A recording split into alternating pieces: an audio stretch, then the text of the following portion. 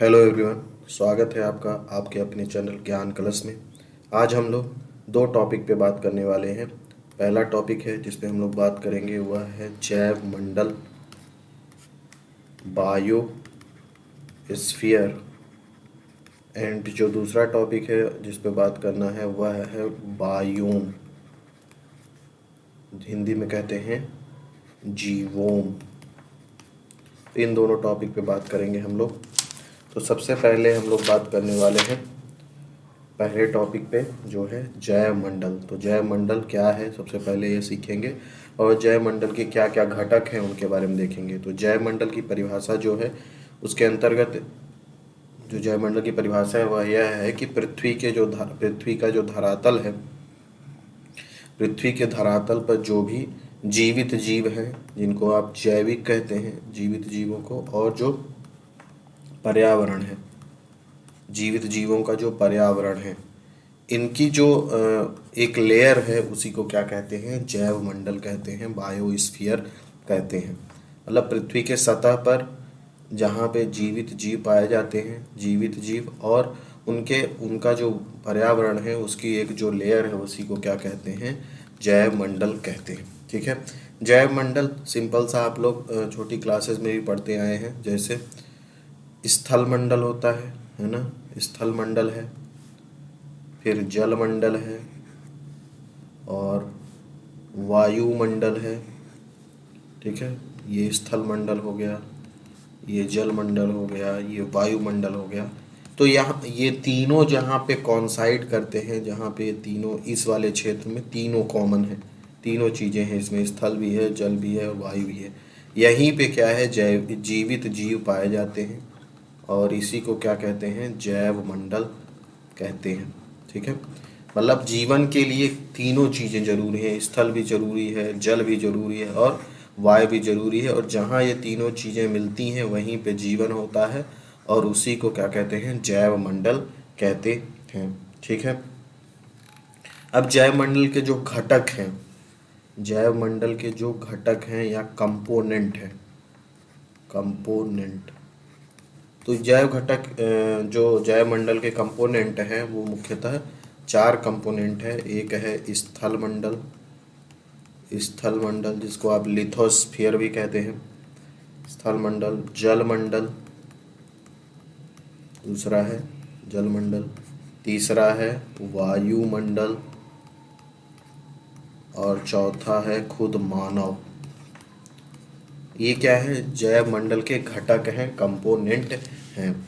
तो इसमें एक एक के बारे में थोड़ा थोड़ा देख लेते हैं। स्थल मंडल क्या है, स्थल मंडल जो पृथ्वी की सतह है, जिसको आप भूपर्पटी भी कहते हैं, जहाँ पे मानव रहता है ना, स्थल मंडल वही है जिसमें बहुत सारे जीव जंतु, पेड़ पौधे, मानव जो संरचनाएं निर्मित करता है, भवन आदि, ये सब कहाँ पे निर्मित करता है, स्थल मंडल पे ही निर्मित करता है। ठीक है। और यहाँ पे खेती आदि करते हैं तो वो स्थल मंडल है। ठीक है, जैव मंडल का जो पार्ट है। जल मंडल क्या है, जल मंडल के अंतर्गत जो भी जलीय क्षेत्र हैं, चाहे वह समुद्री क्षेत्र हो, है ना, जो चाहे वो नदियों का क्षेत्र हो, तालाब हो, झील हो, वो सब जल मंडल के अंतर्गत आएंगे। ठीक है। और आपको पता है कि पृथ्वी पर जो है 71% भाग पर क्या है, जल है, और 29% भाग पर क्या है, स्थल है। ठीक है। तो जल मंडल के अंतर्गत जो जलीय क्षेत्र है वो आते हैं। ठीक है। और इन जलीय क्षेत्रों में बहुत सारे जीव जंतु आदि रहते हैं। ठीक है। वायुमंडल क्या है, वायुमंडल जिसमें विभिन्न सारी गैसें हैं।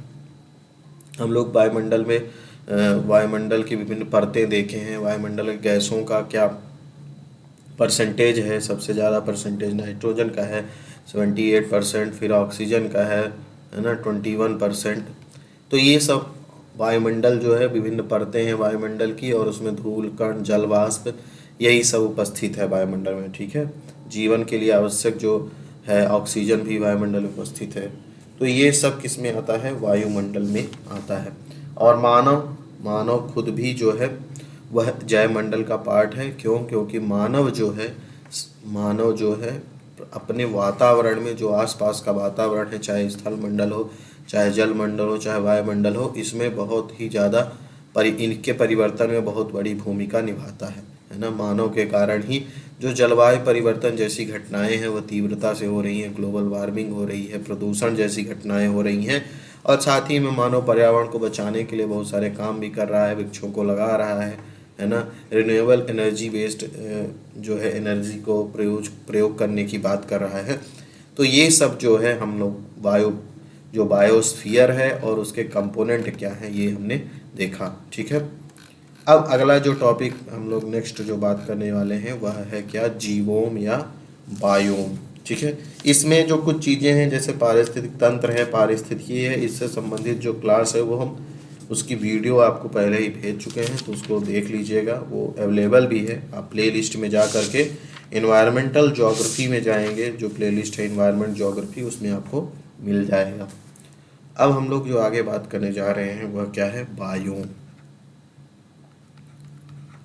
बायोम हिंदी में कहते हैं जीवोम,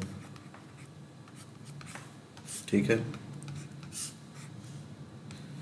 बायोम या जीवोम की परिभाषा पहले समझते हैं। जीवोम का सिंपल सा मतलब होता है जीवन से है, जीवन, लाइफ, जीवोम मतलब, ठीक है। तो इसकी परिभाषा यह है कि जब पारिस्थितिकी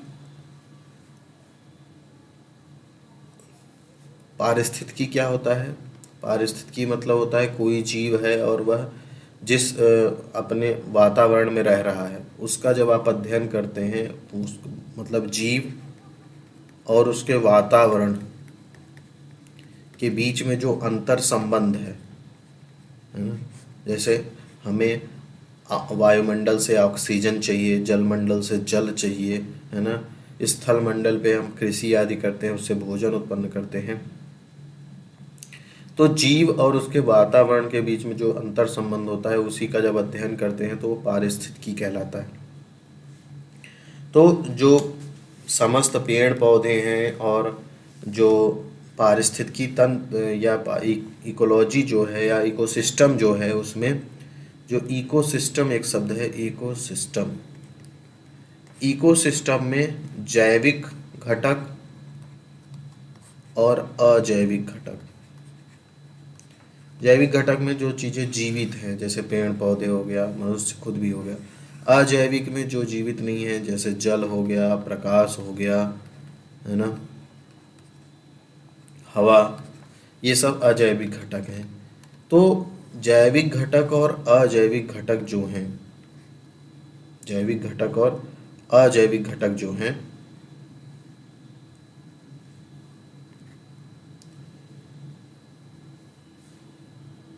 जैविक घटक में जैसे पेड़ पौधे भी आएंगे, प्राणी भी आएंगे, जीव जंतु भी आएंगे, ये जैविक घटक में आएंगे। अजैविक घटक में हवा, प्रकाश, जल, ये सब आएंगे। तो जब आप इस पारिस्थितिकी में उपस्थित पेड़ पौधे, प्राणी, पादप या जो प्राणियों का अध्ययन करते हैं उसी को क्या कहते हैं, बायोम कहा जाता है। तो इकोसिस्टम के अंतर्गत जो जैविक चीज़ें हैं उनमें पेड़ पौधे और प्राणी जगत के जो जीव हैं इनका जब आप अध्ययन करते हैं तो वही क्या कहलाता है, बायोम कहलाता है, जीवोम कहलाता है, ठीक है। तो अब पेड़ पौधे और प्राणी हैं तो जब आप इनका अध्ययन करेंगे तो क्योंकि ये अजैविक घटक से भी प्रभावित होते हैं, इसलिए इसमें आप जलवायु जो फैक्टर है, जलवायु, वो उसकी भी भूमिका क्या होती है, बायोम में बहुत महत्वपूर्ण हो जाती है, ठीक है। अब जीवोम को जो है, बायोम को जो है डिवाइड किया गया है, इनके प्रकार हैं। तो अब प्रकार में देखते हैं कि types of biome, types of biome. तो इनको मुख्यतः दो भागों में बांटा जाता है, एक तो स्थलीय जीवोम और दूसरा कैसा है, सागरीय जीवोम। स्थलीय जीवों और सागरीय जीवों। स्थलीय जीवों को फिर आगे कई भागों में डिवाइड किया गया है, ठीक है। तो जैसे प्रमुख जो भाग हैं उनके बारे में देख लेते हैं। उष्णकटिबंधीय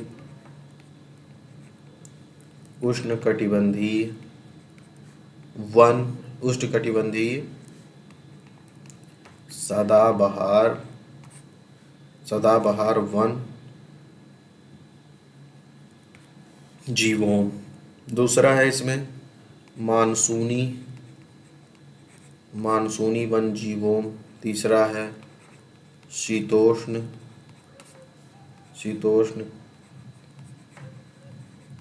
कटिबंधीय पर्णपाती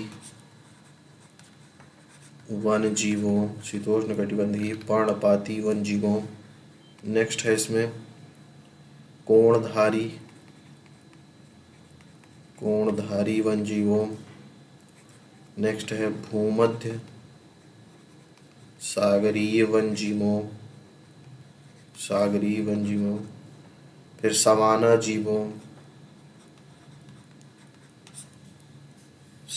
जीवों के बाद है टुंड्रा जीवों, है ना, टुंड्रा।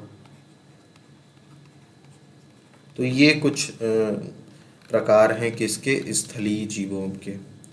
वैसे ही सागरीय जीवों भी है। तो सागरीय जीवों जो है या जिसको जलीय जीवों भी कहते हैं, वह मुख्यतः जो है गर्म जलीय जीवों और शीत सागर जीवों में डिवाइड किया गया है।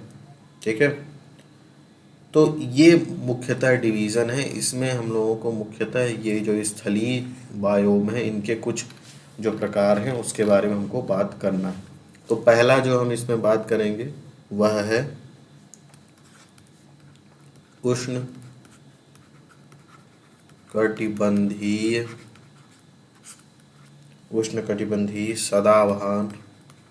सदाबहार वर्षा वन जीवों। इसके नाम से स्पष्ट हो रहा है कि पहली बात तो ये उष्णकटिबंधीय क्षेत्र का है। उष्णकटिबंधीय क्षेत्र क्या होता है? उष्णकटिबंधीय क्षेत्र विषुवत रेखा और कर्क रेखा और विषुवत रेखा और मकर रेखा के बीच का जो क्षेत्र है, 0 डिग्री अक्षांश से 23.5 डिग्री उत्तर और 23.5 डिग्री दक्षिण जो अक्षांश है, इनके बीच का जो क्षेत्र है वो क्या होता है? उष्णकटिबंधीय। तो इसी क्षेत्र में होगा कहीं ना कहीं सदाबहार का मतलब है जो हमेशा हरा भरा रहे। वर्षा वन, हमेशा ज़्यादा वर्षा होगी तो वहाँ के जो वन हैं हरे भरे रहेंगे, सदाबहार रहेंगे। और वन, इनके बारे में हमको बात करना है। तो जितने भी जीवोम पढ़ेंगे हम लोग, बायोम पढ़ेंगे, उनमें हमको एक विशेष पैटर्न के हिसाब से पढ़ना है। सबसे पहले हम उनकी स्थिति और विस्तार देखेंगे, फिर वहाँ की जलवायु देखेंगे, वहाँ पे कौन सी वनस्पति है, वहाँ पे कौन से जीव जंतु पाए जाते हैं और वहाँ पे मानव का क्या स्थिति है। तो यही पैटर्न सारे जीवों में पढ़ना है। तो सबसे पहला जो पढ़ना है वो क्या पढ़ना है इसमें? स्थिति और विस्तार। किसकी स्थिति और विस्तार पढ़ रहे हैं हम लोग स्थिति और विस्तार पढ़ रहे हैं उष्णकटिबंधीय सदाबहार वर्षा वन बायोम की। ठीक है, तो इनकी जो स्थिति और विस्तार है वह विषुवत रेखा जो है, विषुवत रेखा आप जानते हैं 0 डिग्री अक्षांश की रेखा को विषुवत रेखा कहते हैं। तो विषुवत रेखा के दोनों ओर 10 डिग्री उत्तरी अक्षांश और 10 डिग्री दक्षिणी अक्षांश, 10 डिग्री नॉर्थ और 10 डिग्री साउथ में जो है इनका विस्तार है किसका? उष्णकटिबंधीय सदाबहार वर्षा वन जीवोम का। ठीक है, और इसके अंतर्गत क्या क्या क्षेत्र आते हैं? जैसे अमेजन नदी है दक्षिणी अमेरिका में, तो उसका जो बेसिन है उसका क्षेत्र, मतलब वो जहाँ जहाँ से प्रवाहित होती है उसके आसपास का जो क्षेत्र है, वहाँ पे कैसे वन पाए जाते हैं? उष्णकटिबंधीय सदाबहार वन। कांगो एक नदी है अफ्रीका में, तो कांगो का बेसिन जो है मध्य अमेरिका में, दक्षिण पूर्व एशिया में इनका विस्तार है। ठीक है, फिर यहाँ की जलवायु क्या है ये देखते हैं। तो जलवायु क्या है इस क्षेत्र की, जहाँ पे उष्णकटिबंधीय सदाबहार वर्षावन पाए जाते हैं? तो जलवायु यहाँ की कैसी होगी?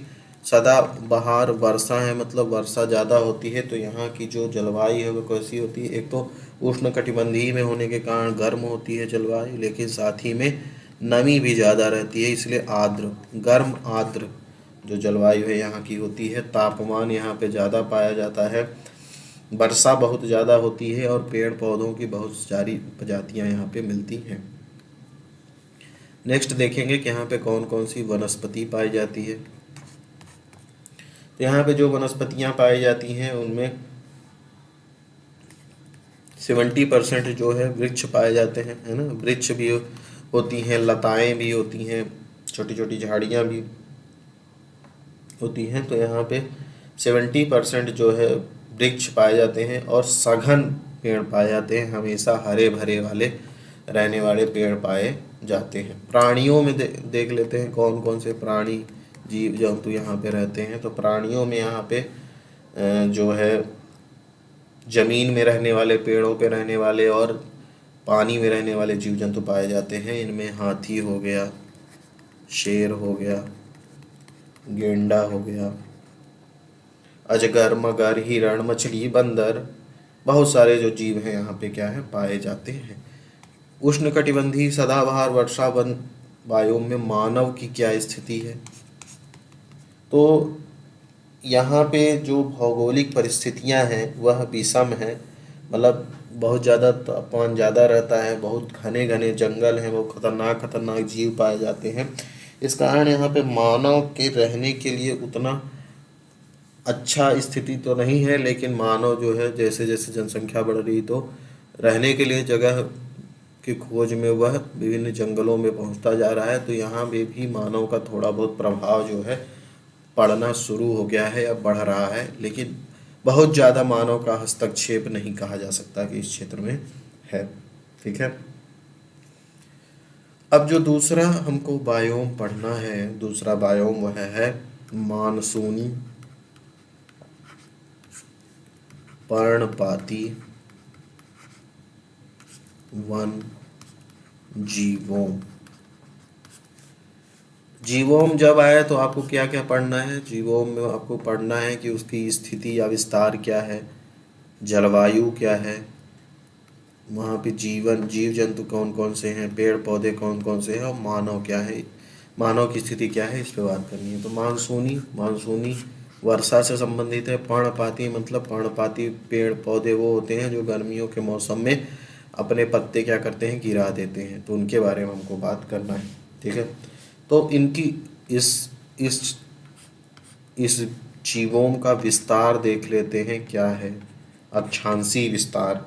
तो इनका जो अक्षांशीय विस्तार है दोनों गोलार्ध में विषुवत रेखा वाले क्षेत्र को छोड़ करके, जैसे जो विषुवत रेखा का क्षेत्र है इसमें ये नहीं पाए जाएंगे। 8 डिग्री उत्तरी अक्षांश से 30 डिग्री उत्तरी अक्षांश के मध्य, ऐसे ही दक्षिणी अक्षांश में भी। तो इनका जो अक्षांशीय विस्तार है 8 डिग्री उत्तर से 30 डिग्री उत्तरी अक्षांश और 8 डिग्री दक्षिण से 30 डिग्री दक्षिणी अक्षांश में मानसूनी पर्णपाती वन जीवों पाए जाते हैं। अगर देशों का नाम जानना चाहेंगे तो यहाँ इस क्षेत्र में जो देश स्थित है उनमें भारत भी है, बांग्लादेश है, पाकिस्तान है, मेडागास्कर है, मोजाम्बिक है, थाईलैंड है, म्यांमार है, लाओस है, वियतनाम है ना। तो भारत भी इसी वाले बायोम के अंतर्गत आता है, मानसूनी पर्णपाती वन बायोम के अंतर्गत।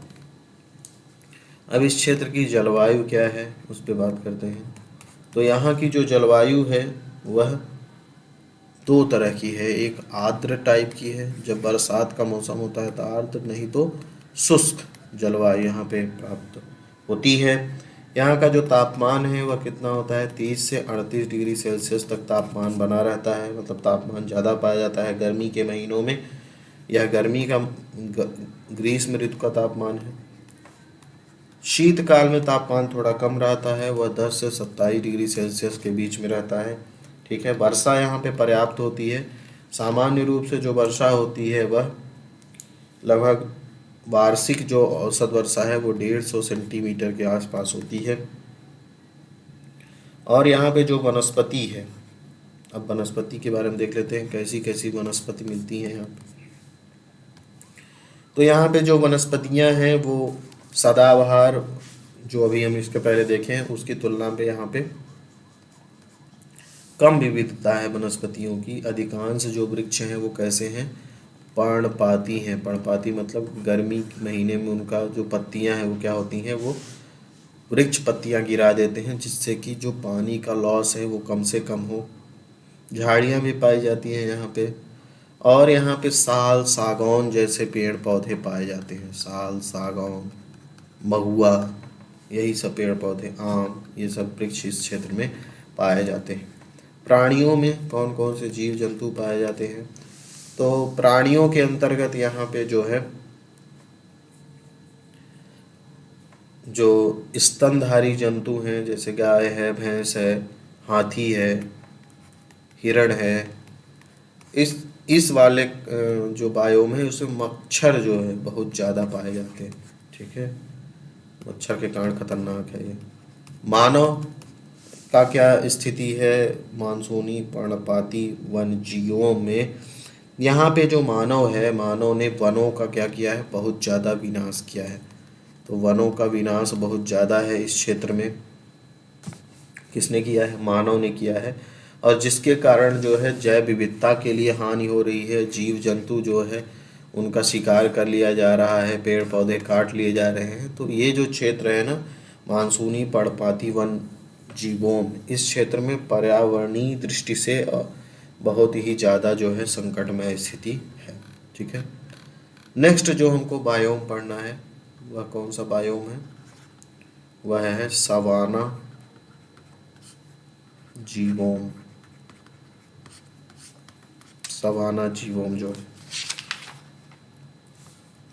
सवाना जीवोम का विस्तार सबसे पहले देखेंगे। अक्षांशीय विस्तार क्या है, तो इसका अक्षांशीय विस्तार जो है विषुवत रेखा में दोनों ओर 10 डिग्री उत्तरी अक्षांश से 20 डिग्री उत्तरी अक्षांश और 10 डिग्री दक्षिणी अक्षांश से 20 डिग्री दक्षिणी अक्षांश के बीच में है, विषुवत रेखा से। ठीक है, और ये इस अक्षांश में जो क्षेत्र पड़ते हैं उनमें अफ्रीका हो गया, साउथ अमेरिका, दक्षिण अमेरिका हो गया, साउथ ईस्ट एशिया हो गया, पूर्वी ऑस्ट्रेलिया हो गया, ईस्ट ऑस्ट्रेलिया हो गया। ये सब क्षेत्र जो हैं सवाना बायोम के अंतर्गत आते हैं।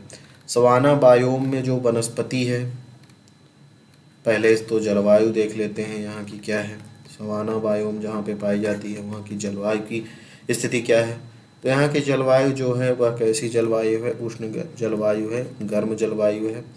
उष्णकटिबंधीय क्षेत्र में ही है यह भी स्थित, और यहाँ पे मौसमी जो भिन्नता है बहुत कम मिलती है।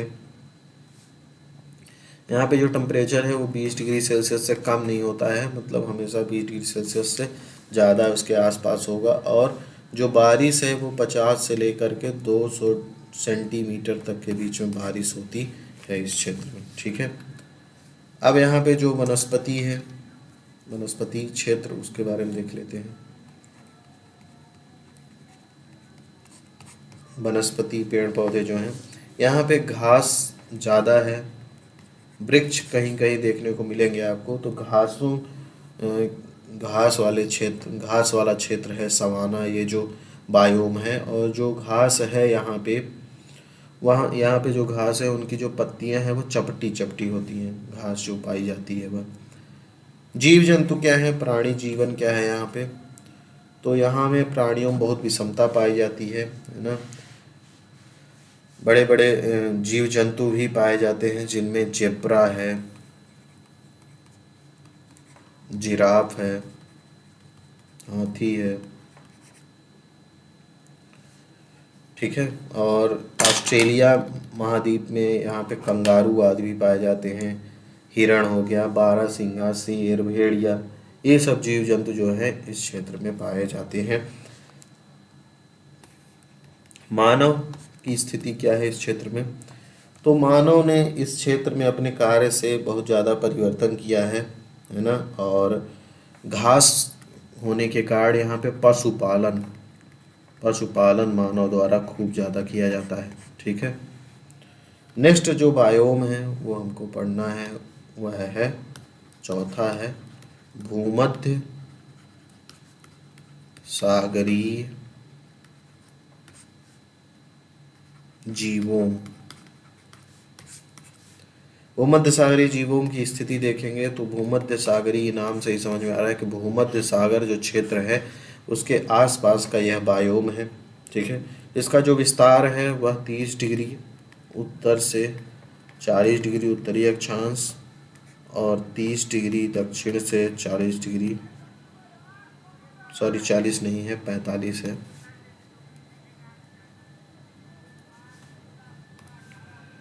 45 डिग्री उत्तर और 30 डिग्री से 45 डिग्री दक्षिण के बीच में इसका जो है अक्षांशीय विस्तार है। किसका? भूमध्य सागरीय जो बायोम है।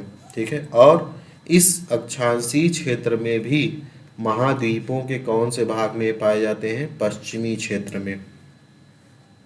जैसे ये महाद्वीपीय क्षेत्र है, मान लेते हैं कोई, तो महाद्वीप का यह पूर्वी भाग है और ये महाद्वीप का कौन सा भाग है? पश्चिमी भाग है। तो इस अक्षांश के अंतर्गत 30 डिग्री उत्तर से 45 डिग्री उत्तरी अक्षांश, 30 डिग्री दक्षिण से 45 डिग्री दक्षिणी अक्षांश के बीच में जो भी महाद्वीप स्थित होंगे उनके पश्चिमी भाग में, इस भाग में इस तरह का बायोम क्या होगा? देखने को मिलेगा। ठीक है, और इस क्षेत्र में जो स्थित देश हैं या भाग हैं उसमें भूमध्य सागर के, जो भूमध्य सागर है उसके किनारे कुछ जो देश स्थित है वहाँ पे इस तरह का बायोम देखने को मिलेगा। जो उत्तरी अमेरिका महाद्वीप है उसका जो पश्चिमी कैलिफोर्निया वाला क्षेत्र है, दक्षिणी अमेरिका का जो चिली वाला क्षेत्र है, चिली एक देश है दक्षिणी अमेरिका में, ऑस्ट्रेलिया का जो साउथ वाला पोर्शन है जहाँ पे तस्मानिया न्यूजीलैंड द्वीप है वहाँ पे भी सब भूमध्य सागरीय बायोम देखने को मिलेगा। अब यहाँ पे जलवायु क्या है वह देखते हैं। यहाँ पे ग्रीष्म काल में, गर्मी के मौसम में जो औसत तापमान है वो 21 से 26 डिग्री सेल्सियस के आसपास पहुँच जाता है ना। और ठंडी के मौसम में जो शीत ऋतु है वहाँ पे तापमान 5 से 10 डिग्री सेल्सियस तक ही होता है। ठीक है, यहाँ पे ग्रीष्म ऋतु जो है, जो गर्मी का मौसम है वो कैसे है? शुष्क है। मतलब गर्मी के मौसम में बारिश नहीं होती है। बारिश किस मौसम में होती है? शीत ऋतु में वर्षा यहाँ पे होती है भूमध्य सागरीय जलवायु वाले क्षेत्र में। और यहाँ पे वार्षिक औसत वर्षा है वो 40 से 60 सेंटीमीटर के बीच में होती है। मतलब बारिश बहुत ज़्यादा यहाँ पे नहीं होती है, और बारिश होती भी है तो कब होती है? ठंडी के मौसम में होती है। यहाँ पे जो वनस्पति है वो कौन कौन सी हैं देख लेते हैं। यहाँ पे जो है खट्टे वाले फल पाए जाते हैं, है ना, जिनमें नींबू हो गया, नारंगी हो गया, नींबू पाया जाएगा, नारंगी, संतरा पाया जाएगा, है ना। खट्टे फल, रसदार फल, शहतूत हो गया, जैतून हो गया, अंजीर हो गया, अखरोट हो गया, यूकेलिप्टस आदि आदि जो पेड़ पौधे हैं वो इस क्षेत्र में क्या होते हैं? मिलते हैं। जीव जंतु कौन कौन से मिलते हैं उनके बारे में देख लेते हैं। तो यहाँ पे जो जीव हैं वो बहुत सारे विविधता है उनकी। उनमें गिलहरी मिलेगी, पहाड़ी शेर, खरगोश, बंदर, चीता, है ना, कंगारू आदि भी कुछ क्षेत्रों में मिलते हैं। कंगारू जो ऑस्ट्रेलिया वाला क्षेत्र है वहाँ पे कंगारू आदि मिलते हैं, कंगारू। तो ये जीव जंतु हैं। मानव जो है, मानव ने भूमध्य सागरीय जो क्षेत्र है उसमें बहुत ज़्यादा ही प्रभावित किया है।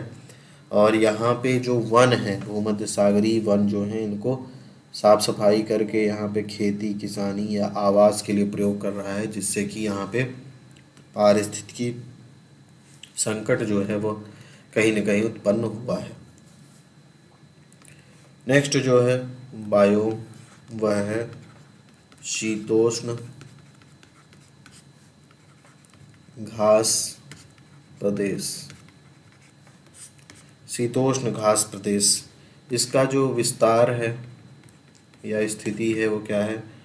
दोनों गोलार्धों में 30 डिग्री उत्तर से 55 डिग्री उत्तर, 30 डिग्री दक्षिण से 55 डिग्री दक्षिण में ये क्या है? इसका विस्तार है इन अक्षांशों में। अब देखने में यहाँ मिल रहा घास क्षेत्र। तो घास के यहाँ पे जो मैदान हैं उनका हर एक क्षेत्र में अलग अलग नाम है, तो वह नाम हमें जानना जरूरी है।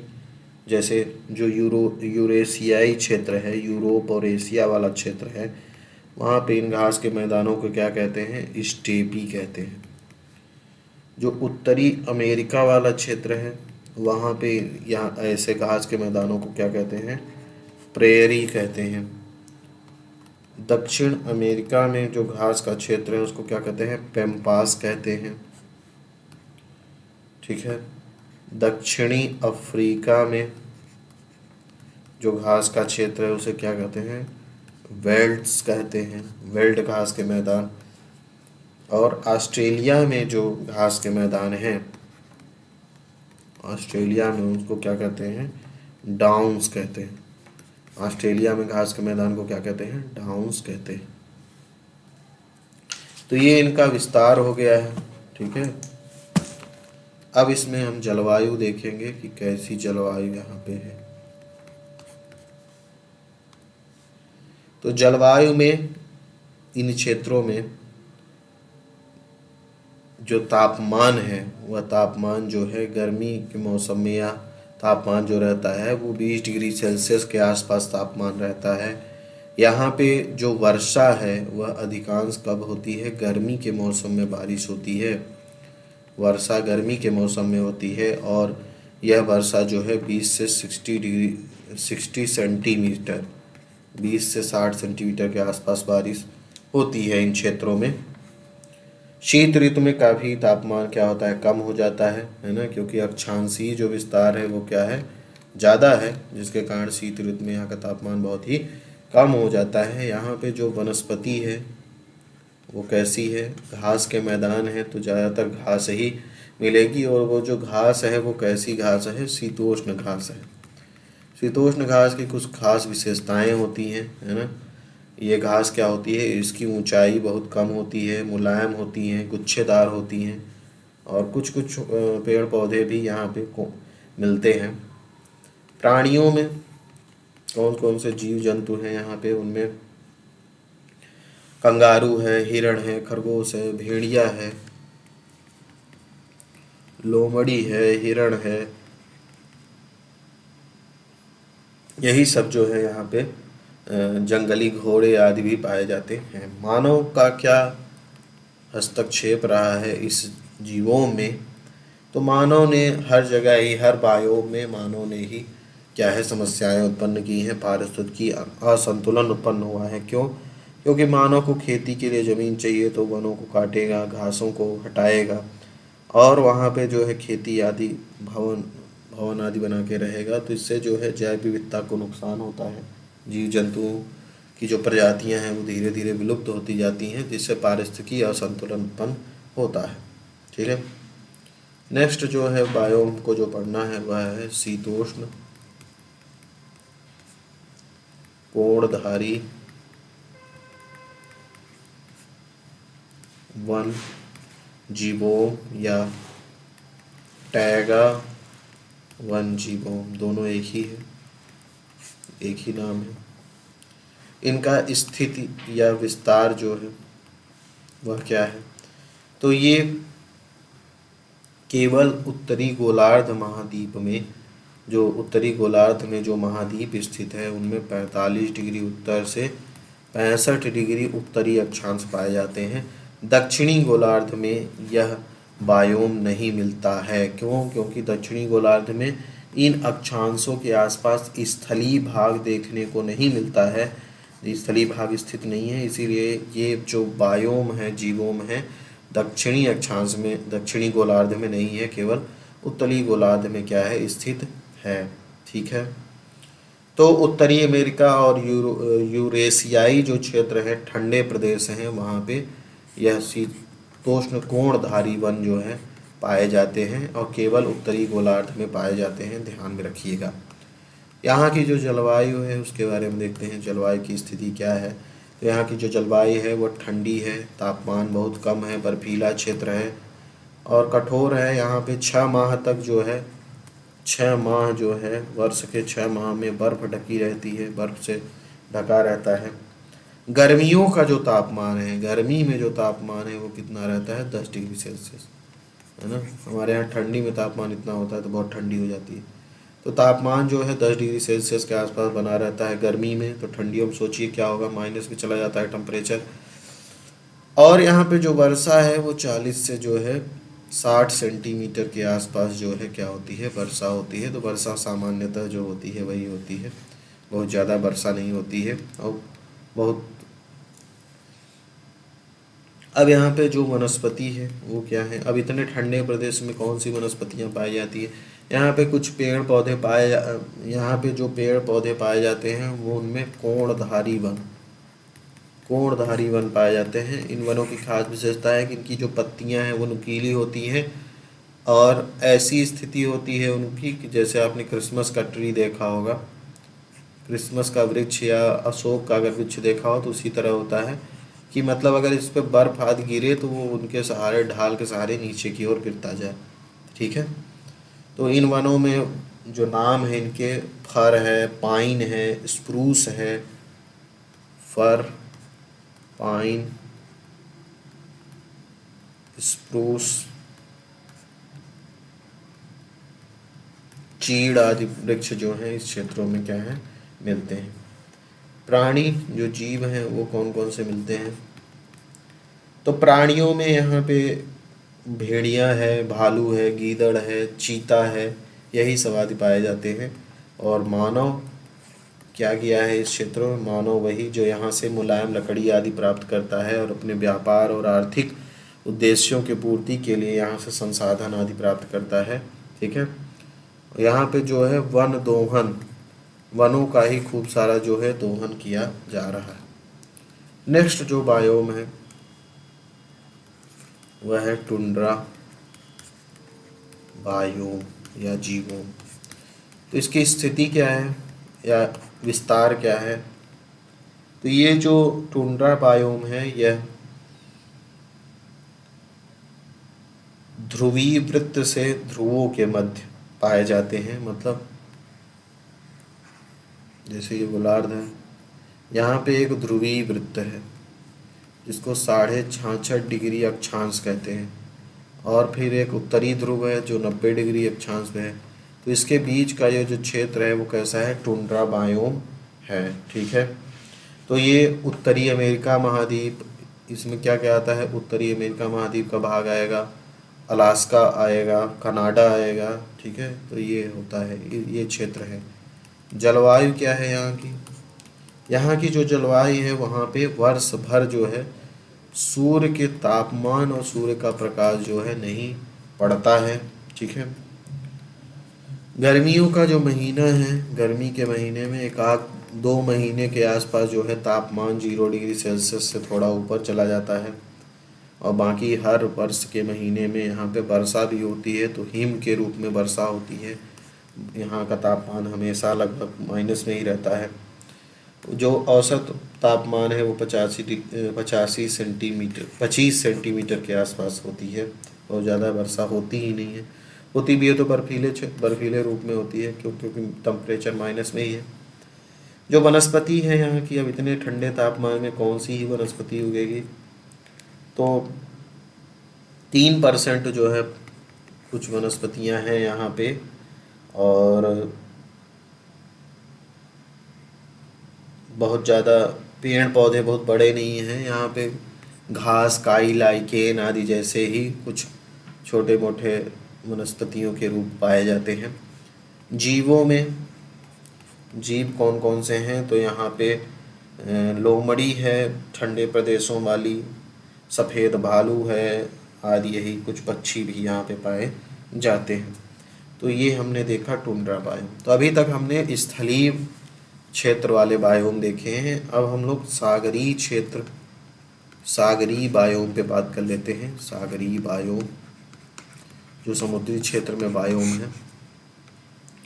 जब सागरीय क्षेत्र में आपको पता है सागरीय जो जल होता है उसमें क्या होता है, लवण जो होता है उसकी मात्रा ज़्यादा होती है, और यहाँ जो जीव जंतु हैं या पेड़ पौधे हैं वो सूर्य के प्रकाश जल में घुली हुई ऑक्सीजन, कार्बन डाइऑक्साइड आदि पे क्या होते हैं, निर्भर होते हैं, उन्हीं से अपना भोजन आदि बनाते हैं।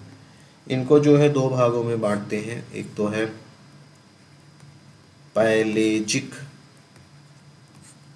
पैलेजिक जीवों और एक है नितलीय जीवों।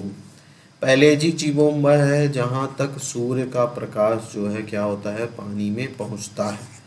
नितली में जो समुद्र के नीतल का क्षेत्र है जहाँ पे सूर्य का जो प्रकाश है वह नहीं पहुँचता है, वह है। तो एक तो सागरीय क्षेत्र में वैसा क्षेत्र है जहाँ पे सूर्य का प्रकाश पहुँचता है, उसको पैलेजिक जोन कहते हैं, पैलेजिक जीवोम। और एक नितली जीवोम है जहाँ पे सूर्य का प्रकाश नहीं पहुँच पाता है। ठीक है। अब जो यहाँ पे जीव जंतु हैं उनके बारे में देख लेते हैं। जीव समुदाय, जीव में पेड़ पौधे और जो पादप और जीव दोनों आते हैं। तो इसमें यहाँ पे जो है ये जीव समुदाय हैं उनको दो तीन भागों में बांट के देखते हैं। तो एक है प्लैंकटन। प्लैंकटन जो होते हैं वो पादप होते हैं, और ये पादप जो है वो कौन से क्षेत्र में पाए जाएंगे, प्रकाशीय क्षेत्र में। जैसे मान लीजिए ये समुद्री क्षेत्र है, यहाँ पे पानी भरा हुआ है, इसको कहते हैं समुद्र का नीतल, समुद्र नीतल। ठीक है। और जो सूर्य है, सूर्य उसका प्रकाश पड़ता है, लेकिन ये प्रकाश इस जल में कुछ ही क्षेत्र, कुछ ही मीटर तक पहुंच पाता है। इसी क्षेत्र को क्या कह रहे हैं हम लोग, पैलेजिक जीवोम कह रहे हैं, या पैलेजिक क्षेत्र कह रहे हैं, जहाँ तक सूर्य का प्रकाश क्या हो रहा है, पहुँच रहा है, पैलेजिक। जो नहीं पहुँच रहा है जहाँ पे, उसको क्या कहते हैं, नितलीय। ठीक है। तो ये जो प्लैंकटन है ये क्या है, एक पादप है, पादप प्लैंकटन, घास आदि हैं। तो ये प्रकाशीय क्षेत्र में ही पाए जाएंगे। क्यों? क्योंकि इन्हीं क्षेत्रों में ये अपना भोजन जो है बना सकते हैं प्रकाश की उपस्थिति में, इसीलिए प्रकाशीय क्षेत्र में क्या है, पाए जाते हैं। ठीक है ना। ये तैरते रहते हैं, और यहाँ ही जो जीव जंतु भी हैं उनको भी इसी के अंतर्गत सम्मिलित किया जाता है। फिर एक समूह है इसमें नेक्टन।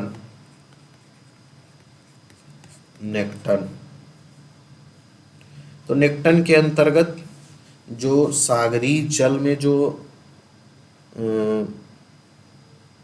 गहराइयों में जो सागरीय क्षेत्र है, जैसे ये तटीय क्षेत्र है, मान लीजिए ये सागर है, यहाँ पे जल भरा हुआ है, ये महाद्वीप है, ये महासागर है। तो जो महाद्वीपों से एकदम दूर वाला क्षेत्र होता है उसको कहते हैं ओपन सी, खुले सागर। ठीक है। तो जो सागरीय जल में विभिन्न गहराइयों में जो जीव स्थित होते हैं उनको नेक्टन आदि कहते हैं। ये रीढ़ की हड्डी वाले जीव होते हैं। ठीक है। और ऐसे ही एक है बेंथम, एक जो समुदाय है वो क्या है, बेंथम। तो इस बेंथम में क्या है, सागर के नीतल पर, जो खुले सागर में नीतल पे, जो मतलब समुद्र के नीतल के साथ जो पेड़ पौधे या जीव जंतु पाए जाते हैं उनको बेंथम कहते हैं। ठीक है। तो इस तरीके से हमने आज के लेक्चर में जो है बायोस्फीयर क्या है और जो है बायोम क्या है उसके बारे में हमने बात की है ना। तो धन्यवाद, जुड़े रहिए, लाइक सब्सक्राइब और शेयर करते रहिए, है ना।